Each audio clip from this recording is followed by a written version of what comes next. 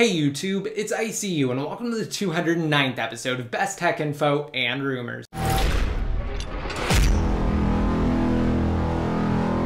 Alright, and starting off, I have something extremely important and sad that I wanted to remind you guys of. Tomorrow, October 5th, marks the 3rd anniversary of the passing of Steve Jobs. And without Steve, it's undeniable that the world of technology definitely wouldn't be the same as it is today, and that the hundreds of millions of people who use their Apple products on a daily basis likely wouldn't be doing so. It's also probably safe to say that I wouldn't be creating this video and you wouldn't be watching it. So thank you, Steve.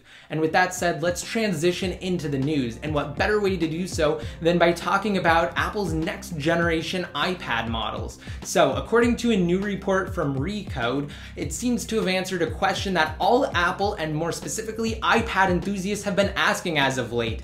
When will the iPad Air 2 and the iPad Mini 3, or the 3rd generation iPad Mini, be revealed for the world to marvel at? Well, according to this new report, which is actually from the same site that previously confirmed the iPhone 6 unveiling on September 9th, the world may catch its first glimpse at the next generation iPad models on October 16th. And this actually does deviate from what's happened in years past. Previous events have been held in the 3rd week of October, whereas October 16th falls in the 2nd week. So we may see the iPad sooner rather than later. Also, during the event, it's speculated that Apple will not only discuss OS X Yosemite, but also an all-new Retina-equipped iMac with a purported resolution of 5120 by 2880. So we may see an iMac with an incredibly high pixel density. Alright, and one last thing on the topic before moving on to discuss something else. So, according to Recode, the event may be more nonchalant than Apple's previous September unveiling event, which they used to showcase not only the iPhone 6 and iPhone 6 Plus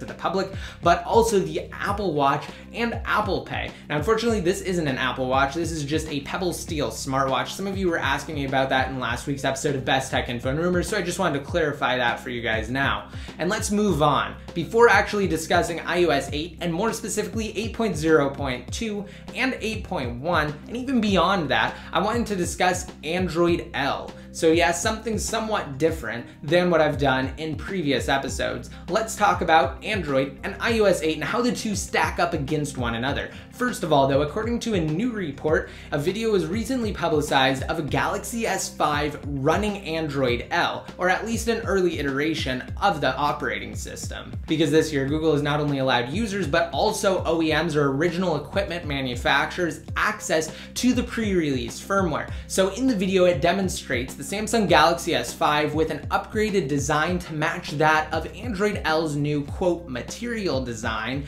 and a revised version of TouchWiz, which is often referred to and often regarded as a horrible overlay on top of the Android experience. But either way you slice it, we do have a new video demonstrating Android L on the Samsung Galaxy S5. According to the report on the original site that published the video, however, Android L on the S5, at least right now, and at least running that build version, is extremely unstable and filled with a plethora of bugs. But if you guys are interested in that, I will have a post linked to down below in the more info that does contain the video embedded there, so just be sure to watch that if you want to see how Samsung is taking Google's material design into account when designing the revised version of TouchWiz. And now let's discuss something that's always a topic of debate: Android versus iOS. Now, I don't have an Android device in hand here, but I do have an iPhone 6 Plus. So let's discuss the two and go over some of the advantages and disadvantages of each. Remember though that they're only smartphones, and just that. Also, every single person is different, and what fits one person may not fit another person. So everyone has their own set of personal preferences,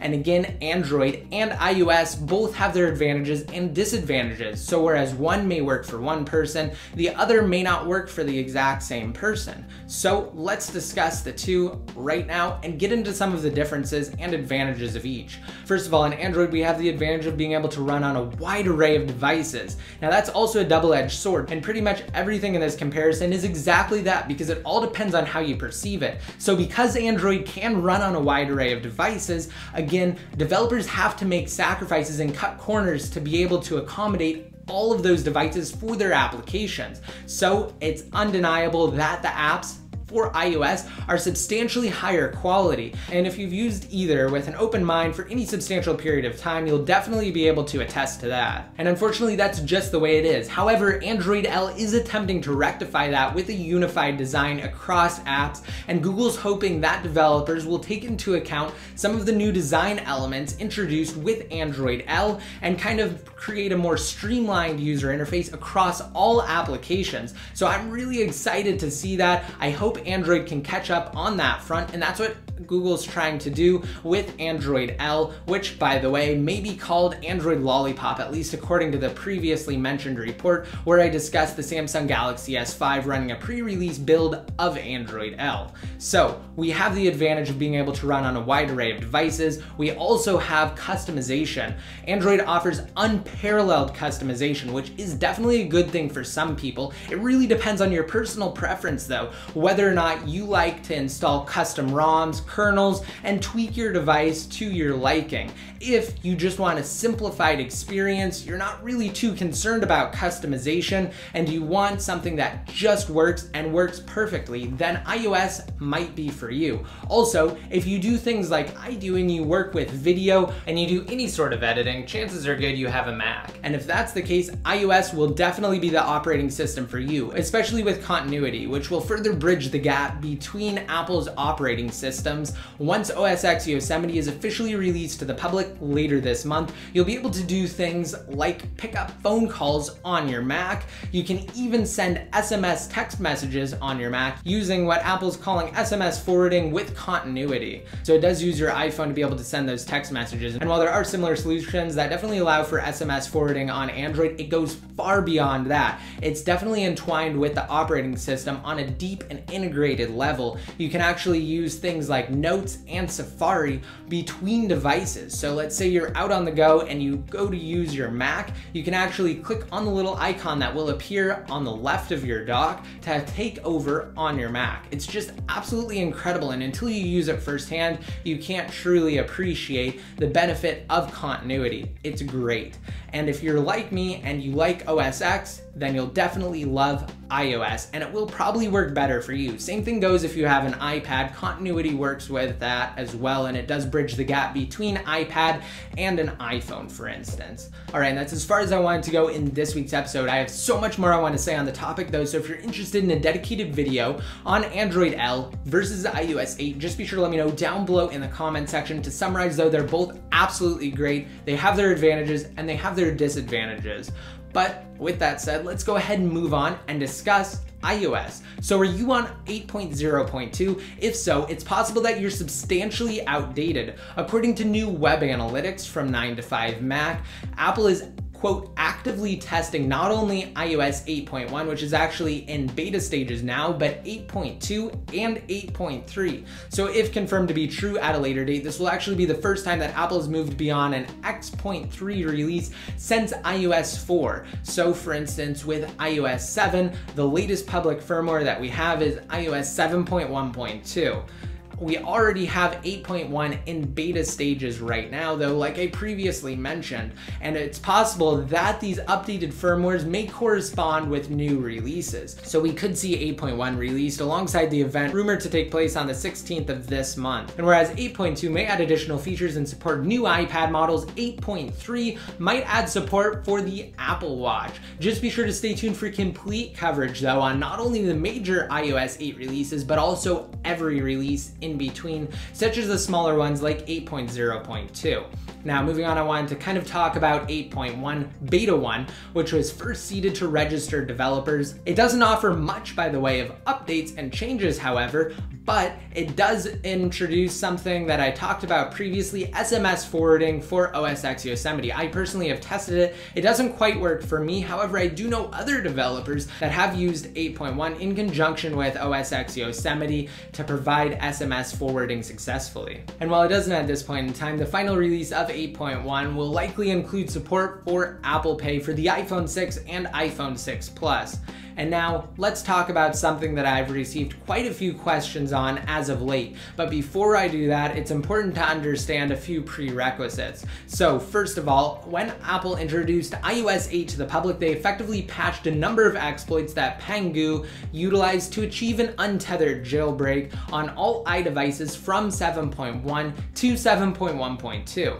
So while it's no longer possible to jailbreak any device on 8.0 through 8.0.2 using Pangu, it is possible to do so on iOS 7.1 through 7.1.2 still. So if you have yet to jailbreak and you're on one of those firmwares, you're interested in doing so, just be sure to check out my untethered jailbreak tutorial.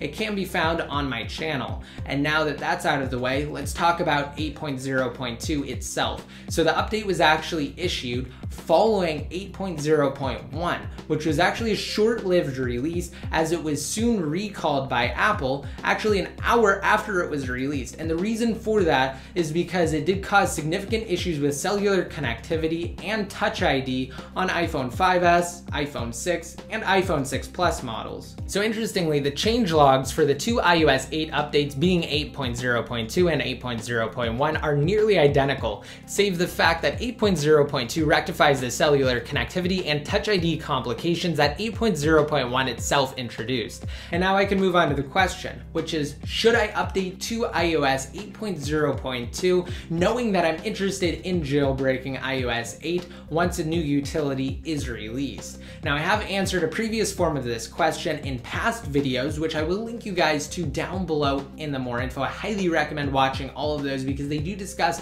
the current jailbreak status and where things stand as of now while we're waiting for an iOS 8 jailbreak utility. And while said question is definitely multifaceted in its answer, the answer being dynamic based on an individual's current situation, I'm going to attempt to tackle it now and provide a simple question of my own to determine the ultimate answer and outcome. So here's my question to all of you who were wondering whether you should update to 8.0.2.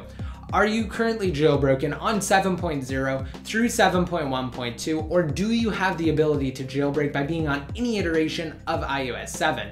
Now, if the answer to the question is yes, you should definitely avoid updating to 8.0.2, provided you're interested in jailbreaking. If you aren't, by all means, feel free to update to iOS 8. But if the answer is no, you're not currently jailbroken and you don't have the ability to jailbreak by being on iOS 7, then you should definitely update to 8.0.2 as it does rectify quite a few problems with iOS 8. It won't affect your future ability to jailbreak, as the next untethered jailbreak utility will include full support for 8.0.2 and possibly 8.1. However, that definitely could change in the near future. I will keep you guys completely updated on the current jailbreak status along the way. Again, I highly recommend watching all of my previous coverage on jailbreaking in iOS 8. If you happen to miss anything, check out my channel or the links that I have listed down below in the more info. And now moving on, I wanted to discuss a few other things in the world of tech, beyond Apple, beyond Google, and Android. So first of all, Tesla Motors CEO and co-founder Elon Musk tweeted earlier this week and said the following, quote, "About time to unveil the D and something else." And along with the tweet, Musk included a teaser image that hints at an October 9th unveiling. So that will be this coming Thursday, and I'm not sure whether or not I'll provide direct coverage for you guys on Best Tech Info in written form. Either way though, I will likely cover it in next week's episode of Best Tech Info and Rumors. So just be sure to stay tuned for that. I'm definitely excited for it. It may be something related to a dual motor design for the Model S, but of course we won't know until this coming Thursday. So again, just be sure to stay tuned. And now moving on, Nintendo finally released Super Smash Bros. Or Super Smash Brothers for the 3DS, with the Wii U variant intended for release sometime this holiday season at an undisclosed date. And now one last thing before we conclude that I found to be cool in the world of technology was the announcement of the successor to these headphones, the Parrot Zeeks. Now these are actually developed by the same company that creates the Parrot AR drones, but I find that these headphones are the better of their main products for two reasons. One, they're wireless. Two, they're noise canceling. They also provide some absolutely incredible sound that's fully customizable through an app on either iOS or Android. If you don't know what Parrot Zeeks are, I highly recommend checking them out. And no, I'm not being paid to promote them. I absolutely love my Parrot Zeeks. I've had them for about a year and a half now, and I don't use anything else. So I may do an unboxing video on the second generation of the Zeeks. If you're interested in that, let me know down below in the comment section.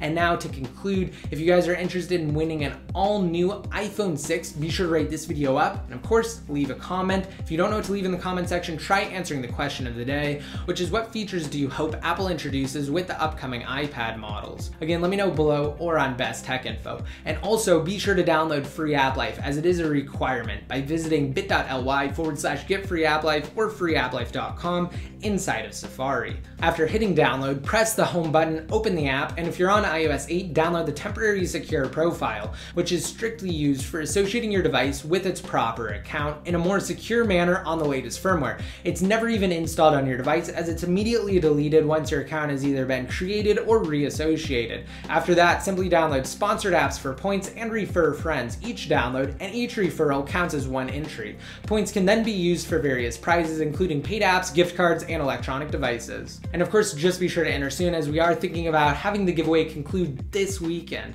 So it's not too late to gain additional entries to possibly win an all-new iPhone 6. And with that said, that's pretty much everything I wanted to discuss in this week's episode of Best Tech Info and Rumors. Of course, stay tuned. We have some exciting things coming in the world of jailbreaking, and we'll likely receive a utility sooner than in years past, because not only do we have the evaders working on creating a jailbreak utility, but we have Pangu racing against the evaders, who are actually funded by a third-party Chinese company with other monetary interest in jailbreaking. So it's definitely an exciting time. Like I said, stay tuned. If you aren't already subscribed to my channel, just be sure to do so now by clicking on the subscribe button next to my name below if you're on the main page for this video, or just go to my channel and hit subscribe. And if you guys want to be updated more often, such as when I cover things like jailbreaking and iOS 8, just be sure to like me on Facebook, follow me on Twitter, add me one of your circles inside of Google+, follow me on Instagram at ICUID, and subscribe to my secondary YouTube channel at youtube.com/ICUID. And until next time, this is ICU signing out.